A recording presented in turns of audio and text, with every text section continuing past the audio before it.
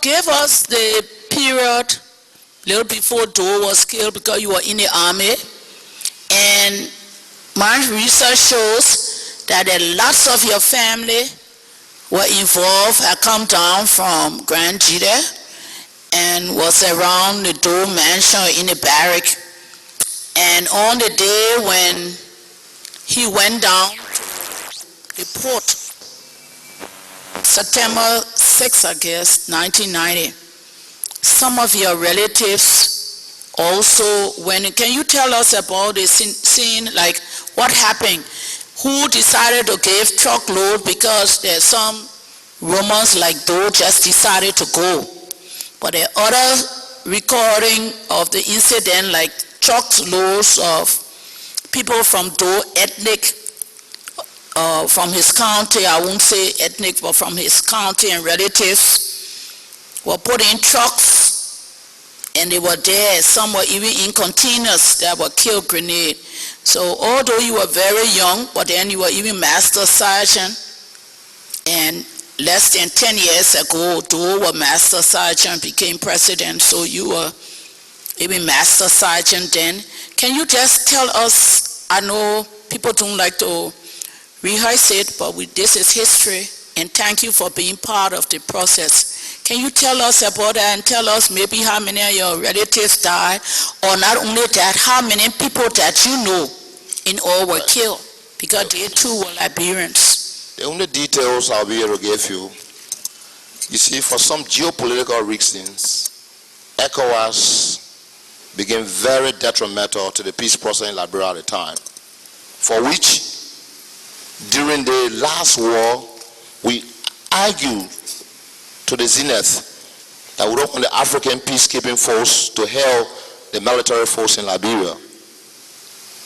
Because the fact remains that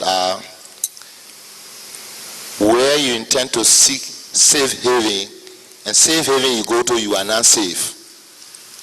So I don't want to reminiscence that, but the fact remains that we are here now finding applicable solutions to our plight, to our problems. And where you will make people start to reminiscence, those that will not be mature will want to be bad, will want to revenge. And it's no time now for vengeance. It's about time that we forge ahead. But at the time, it was not the instrumentality of Liberian people. For some geopolitical reasons, some pseudo-politicians in Liberia were playing between the Ecowas, AU, and the Liberian people. And how come? Because they wanted Doe hegemony to be dethroned, so they wanted to do everything at all costs to dethrone the hegemony. And they did it. People were massacred. My family, as you were saying, and not everybody from Grand Jita are the same family. No. Okay. But where I came from, we are now well-read people. We are business people. So in Monrovia, when it started, nothing we could do. But the way ECOWAS, AU played the game, I'll be very blunt. A good international journalists are around, and national journalists are around the bureau. And you know that, maybe you heard of that. Bringing in trucks to take people to safe haven, you carry them and dash them down, they are not protected, and you profess that you are taking the people on a safe custody, protected custody. When you talk about protected custody, you should be able to protect the people. You took the people on a protected custody, they were not protected, and massacre. So for some geopolitical reasons, we will not be able now to start going down to the nitty-gritties. You know, Honorable Gbala, yeah, you have become sophisticated to the extent that you can use words, but just, you know, like you say, geopolitical reason, you might understand it, and you might assume that I might understand it. But as I sit here, I'm here to be able to talk for the Irish person to understand. So when you say geopolitical, I want you to please explain it, because, and you use a word just now. You said because those who are immature, you know, when you say something or give reason, they might take advantage and get vexed. Before going further, don't you think, let's look back. as you sit here now as one of the peacemakers and want us to move forward, but our history, our past, we can't erase it. It has to be written the way it is, the way it was then, and from our past, we'll be able to move forward. So whether or not people might feel bad about it, but you all who have been the leaders, you can tell them and explain it to them in their terms so they can understand why perhaps now as you sit there, you can look back and say that those who did it, perhaps too, they were immature and they did it that way. But anyway, after you having said, use those words, you told us from what I understand that Ecowas brought trucks, and where did they bring the trucks from, and where did they pick these people from? Because we're writing history and we must be blunt. Sometimes it's hard to say, it's painstaking, but that's the past. We are in the present. So I think it should be easy for us to say it.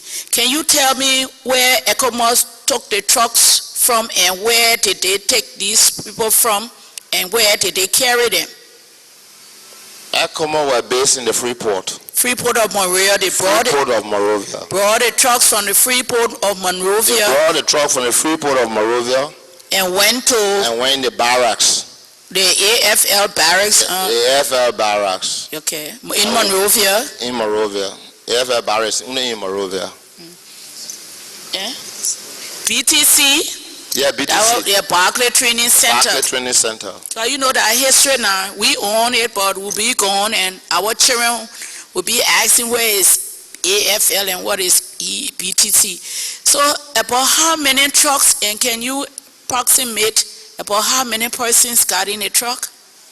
Just idea, everybody was just rushing. I said it to you, they brought the trucks and nobody were around that were taking records of those that were getting the trucks. Okay, but the trucks were overloaded and they carried these people to the Freeport and they put them down, and from there, the only thing we heard the next day, because the truck was supposed to come by the next day to take another more batch. But from the massacre, everybody got afraid and nobody wanted to go on the truck again. Okay. So when you say here that I use words geopolitical, this and that. Yeah.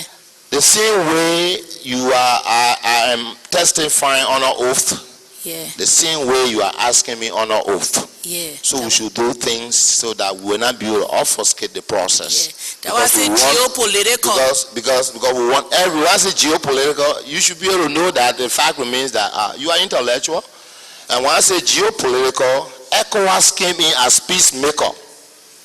And ECOWAS wanted the hegemony of Doe to be the throne, for which they said Doe were recalcitrant. So the only thing they could do is to make sure to dethrone Doe. Okay. So by that, because of their reasons best known to themselves, they decided to take people to safe havens. That means instead of safe haven, is safe death. Thank you for explaining the geopolitical thing that you're talking about. I might be intellectual according to you, but the people who you're talking to outside, your followers, our followers, and the Liberian common people, you have just explained what you mean. So they took these people. You said later on... Excuse me, Commissioner. Yeah. Please, can you allow me? Yeah? Can you allow me? Ella? I said, can you allow me? Yes, sir. Okay. I think other witnesses pass here that exhibited almost like an intellectual discourse here, and comments were not made. I'm trying to, in my weak ways out, at least to give you full details, then you begin to, so I don't know. I apologize. Thank you. If in any manner you think that I'm being personal, no. I have no qualms. Because, Honorable Gbala, it's not just us you're talking to. You're talking to the people outside, your people. And I just want them to understand you. Other people came and sat here. But when the other people got up and left, the people who listened to them to form their opinion. You know, I sure you want for them to understand you, right? Yes, I want them to understand. So that's all I have. no fish to fry but to gather the facts and for all the Liberians to be part of this process. We could have just sat down, listened to you in our office on 9th Street and come up with a determination. And that determination may afford others to say, well, they didn't see, I didn't say this, I didn't do this. I want all of us to be part of this process because indeed you are. Now, Thank you. Because you made your statement and these are things from your statement, it were not put in there. So I'm just bringing it in. After Doe died, was killed, and Sarah or your people were killed in that manner and people had to leave, you decided you went into the diaspora and you went to Sierra Leone. Am I correct? No. Or could you tell us after Doe died what happened? How did you become, because then you became a member of ULIMO. When Doe died, we remained in Liberia. Okay. And because of a continuity of war fighting here and there, we were staying in Liberia. Nobody would go anywhere. When did you ever leave Liberia, and when did you leave Liberia after Doe died? I left Liberia during the fracas of Taylor and Johnson, Uncle and Johnson Road. All right. So on Taylor and Johnson, that was 1996 or 7 or when? 98. 98. September 18, 1998. So within all that time, you were in Monrovia. Can you tell me then what were you doing? From 1980 to Successions or interim government came in. And Liberia is my home. And during this successive period of government coming in, changing government, we're staying in the country. All right, Mr. Gbala, is it a fact that you were a member of ULIMO, and specifically ULIMO J, and also during the interim government, were you also a member of the Black Beret? Anybody told you about the Black Beret? It's untrue. The Black Beret was untrue. I was a member of the ULIMO J, playing a role as permanent representative of the United Nations for ceasefires and violations. The records are there with the United Nations.